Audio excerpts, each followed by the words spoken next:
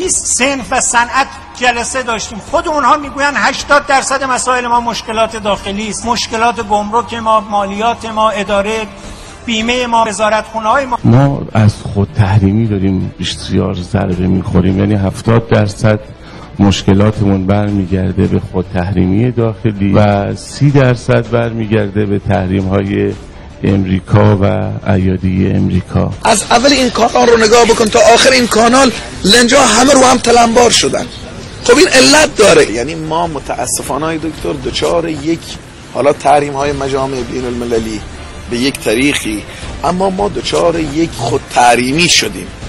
الان چیزی معادل 100 تا لنج ما 80 تا لنج فعال داریم. پولم دادم، دستارم آوردم، کاورم کردم روش، جنسم ندارم، جنسم تو گمرک پولشم دادم. نمیشه شب بخوای حسابی قانون بذاری که بار من تو چین یه قانون داریم، میاد رو آب یه قانون داریم، میاد تو گمرک یه قانون داریم. آخه این چه مملکتیه؟ حالا هی میگید آمریکا، به آمریکا چه ربط؟ آمریکا هیچ غلطی نمیتونه بکنه. همه گفتن، ما هم میگیم، رهبرم گفته.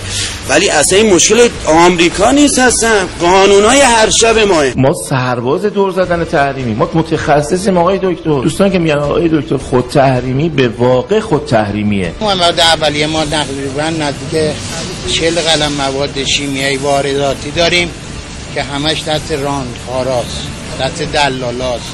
امروز نیکلی که پارسال بوده 40 تومن، الان 500,000 تومن من دارم میخرم. گیرمند خود جهاد کشاورزی هستیم، نه بذر. از اینا بپرسید، بذرشون از بازار آزاد با دلار 18,000 تومان خریداری میکنن.